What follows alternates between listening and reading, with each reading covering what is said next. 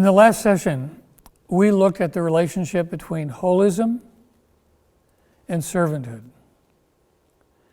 And in this session, I'd like to look at that last section section of what we want to look at and develop that a little further to see what's the relationship between holistic servanthood and transformation. Well, I'd like to present two examples to you. First one is from the very early church. At the time of Jesus, as you'll see from this slide, in Acts 15 there were about 120 Christians that we know of for sure. And at that time, there were about 60 million people in the Roman Empire, the entire Roman Empire. And that's about 2/millionths of 1%, not very big. And not only were they not very popular, they were very tiny.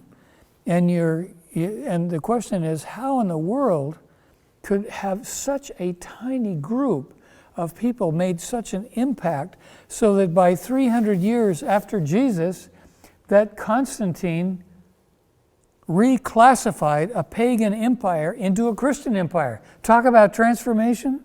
Wasn't all good, but man, Rodney Stark, who's one of the most well-known sociologists of our day, historian, was thinking about that question, and he wanted to find out what was it about this tiny group of people who were able to somehow bring about such a radical, what he feels is the most radical transformation in all of early Western history. Well, he does some statistics, and he says by about 40 AD, there are maybe 1,000 Christians, still 200,000ths of 1%. But by 300 AD, he estimates there were about 10.5% of the population of 6 million people were Christians. Well, you look at our culture here in North America, and wow, there are a lot more than 10.5% who claim to be Christians. You look at some of the African countries that are the most corrupt, and they're more than 50% of the people claiming to be Christians. Well, what was it about these early Christians that allowed them at 10.5% to have such an impact that the emperor reclassified a pagan empire into a Christian empire? Well, Rodney Stark identifies the beliefs that these people had, and you'll see them on this next slide. One belief that they had, which was contrary to most of the pagan beliefs, was that these people called Christians, they had a God who loved those who loved him. That wasn't true of most of the Roman gods. The Roman gods were very capricious. They could care less whether their people loved them or not. All they wanted to do was worship them. Another one was that the Christians had a merciful God who requires mercy. Again, very contrary to the Roman idea of what it meant to be a Roman citizen. Rome was known for its cruelty. Its government, its games, its politics were cruel. They were power-based. But in this new religion, the Christians were to be merciful. Why? Because their God was merciful. Mercy in that time, in that culture, was seen as a weakness. God saw it as a strength, and he required that same strength for his own people. Thirdly, it was a culture that was stripped of ethnicity and class. A slave would come into a local church that was meeting in fellowship and come up to a nobleman and say, "Good morning, brother." "What? You're a slave. How dare you call me a brother?" Not in the church. The high class and the low class were looked at as equal. Why? Because God looked at everyone as an equal. Men were to love their wives as they love themselves. There was a rejection of abortion and infanticide. And the final thing that I've identified out of what Rodney Stark found was that Christians were to love others, irrespective of their social class. Well, I want to pick up on this last one because it seems to me, having been involved in humanitarian work for many years, that it's this last one that maybe more than any other reason caused so many people in the Roman Empire to become believers. It was this.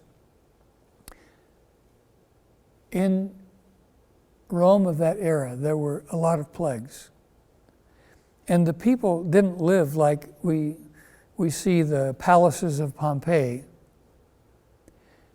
They lived in squalid slums together with very little ventilation, no indoor running water.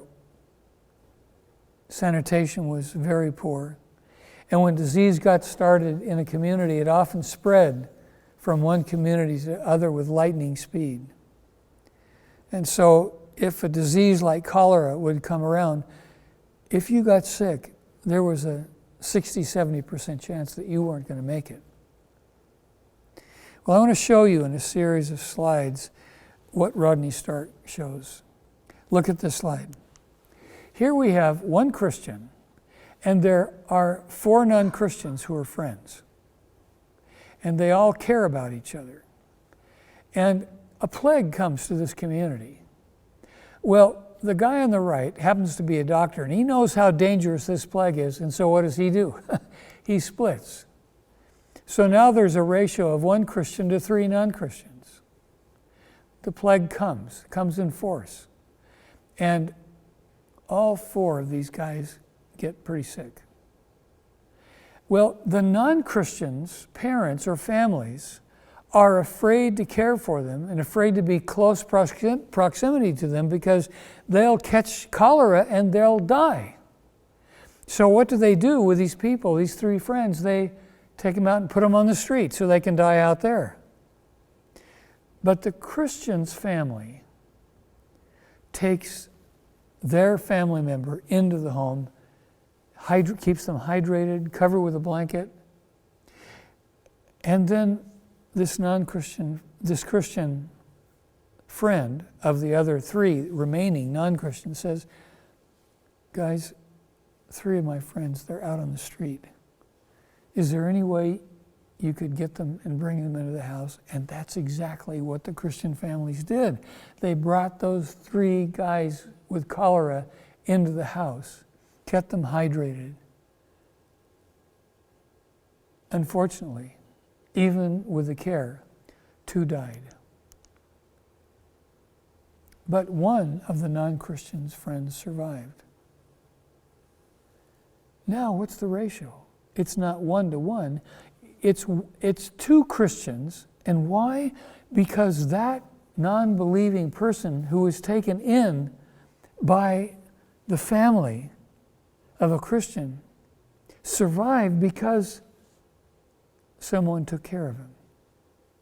So what do you think happens to him? He makes a pretty simple deduction. Wow, I survived because Christians cared.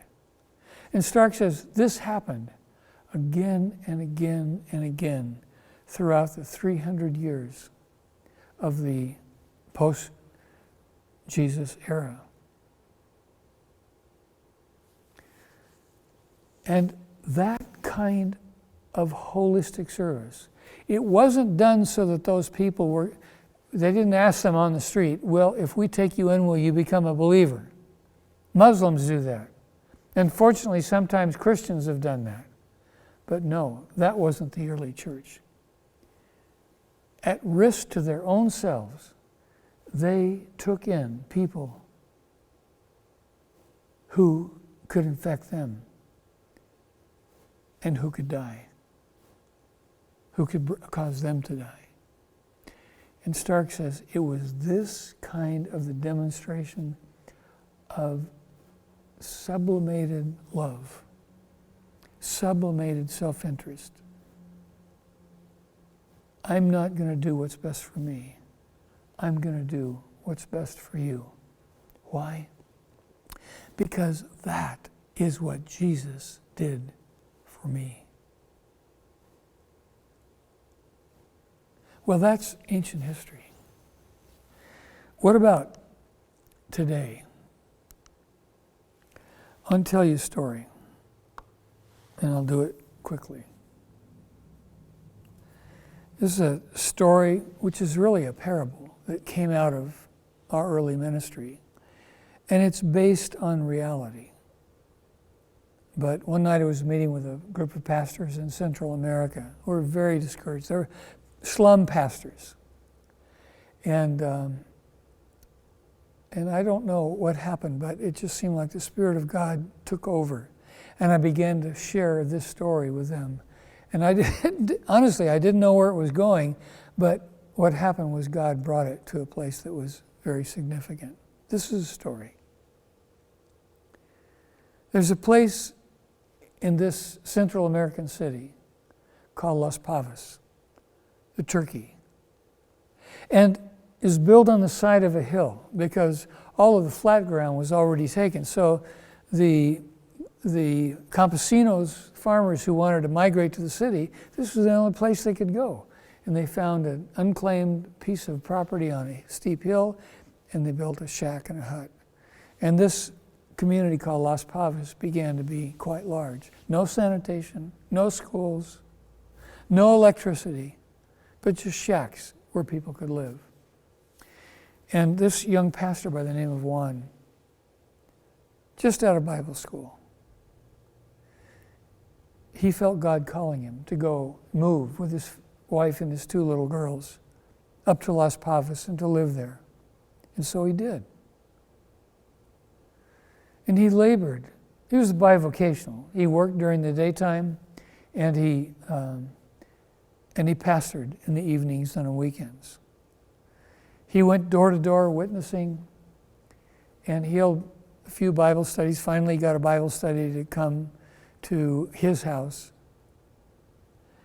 But very little results. There were women, children, no men. And as it was his habit, early in the morning, Juan woke up. He was discouraged. Before he went to work, he sat at his table. He lit the carnation milk can that had a wick in it, and it had paraffin in the can so that he could have light. And he was reading, and he was reading in his Bible. And in this particular morning, he was reading from Isaiah 58. And as he was reading, he was struck by the fact that God cared about the poor. The very people that he was ministering to, that he felt God had called him to minister to. And he cried out to God. He said, "Father, I've been here for 6 months and I don't see any results. I have a few women and children coming to a Bible study once a week, no men, and nothing seems to be happening. No improvements are being made." While he was crying out to God, still dark outside, he heard a knock on the door. He said, "Who is it?" And the voice said, "It's Jesus, Juan." "Who?" "It's Jesus." No. Who are you really?" "I'm Jesus. I heard your prayer, and I've come for you to show me what breaks your heart in this community." So he didn't believe it was Jesus, so he went to the door, like you wouldn't either, and he lifted the bar on the door. And because it was dark outside, he couldn't really see who was there, but it was a shape that seemed fairly safe.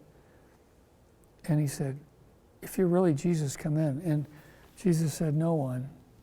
I want you to take me through the community to the places that break your heart. And he said, okay, but follow me. It's the rainy season and I know where to go. So Jesus said, okay, I'll follow you. And they began to walk through the community. And Juan pointed at that house. He said, Lord, that is so sad. There's a woman there with several children, and the only way she can feed her children is to be a prostitute in the house while the kids are there. He walked a little further. Because they were on the side of the hill, he would point up and down and see that house down there. Lord, sometimes at night there's screams coming from the wife and the children, from the guy that comes home. He's an alcoholic, and he starts beating and screaming his wife and his kids. And I want so bad to go down there and try to rescue them, but I know I can't. You see that house over there? That's where the president of the Patronato lives. He keeps promising to go to the government and get them to give us electricity and a clinic and a place like that where we can begin to have some services. So he collects money from everybody, but he uses the money on alcohol and women. And one said, Jesus, we're going to pass through the garbage dump, so please hold your nose. And as they walked by, rats were running and scurrying in and out of the garbage. And at this point, Juan heard somebody crying. And he looked. It was Jesus. It was Jesus that was crying. And he saw that what broke his heart broke the heart of Jesus. And all of a sudden, Juan found himself up in the sky with Jesus, Jesus' arm around him. And Jesus said to Juan, I want to show you what my intentions are for your community. And so Jesus started talking about housing. And the shacks turned into not fancy houses, but adequate houses. Jesus talked about running water. And there wasn't running water in every house, but there were stands all through the community of potable water. Jesus talked about beauty. And you know what? That garbage pile disappeared, and around that space there were trees and flowers and children playing ball in the middle of that place where garbage used to be. Jesus talked about sanitation, and there were common latrines placed around the community. And Juan looked at that and he was thinking, man, I'd like to live in a place like that. And Jesus said, Juan, that's my intention for Las Pavas. And Juan said, I know, Jesus, but I've been here representing you for 6 months and none of that has happened. He said, I can do that. Yeah, Jesus, I know you can do anything, but Juan, here's what I want you to do. At your next Bible study, I want you to ask each of the women, about 12 of them, to each save a handful of rice every day and put it in a separate container. Take a spoon of sugar every day and put it in a second container. Every week, when the women do washing, you cut off an end of the soap bar. And then all 12 of them would come on Sunday and bring what they have, and you'll put it all together into one basket. And then I want you to take it. No, not you, but I want I want you to tell the women to take that basket of rice and sugar and soap to one woman in the community who doesn't know me and tell them it's from me. And he said, oh, Lord, that's a nice idea, but, that's not going to bring those kinds of changes. Juan, yes? Who am I? Well, you're Jesus. Juan, do you remember that I'm the one that multiplied 5 loaves and 2 fish and fed 5,000 children, 5,000 men plus women and children? Yeah, I know, Lord, but Juan, who am I? Well, you're Jesus. Juan, do you remember that I'm the one who divided the Red Sea so that all of Israel could pass over? Do you remember that I'm the one that told Moses to strike the rock and provided water for a whole community? Do you Jesus, Juan, I'm the same one as you read about in the Bible. And I will begin to do those things. I will bring transformation to Las Pavas as my people in Las Pavas begin to sacrificially love their neighbors. Juan heard the rooster crow. And he looked around. He was sitting at his desk. The little can had gone out of paraffin, and there was no more light, but the sun was coming up, and he heard his wife and his children coughing behind the sheet that separated the one room of the little shack that they were living in.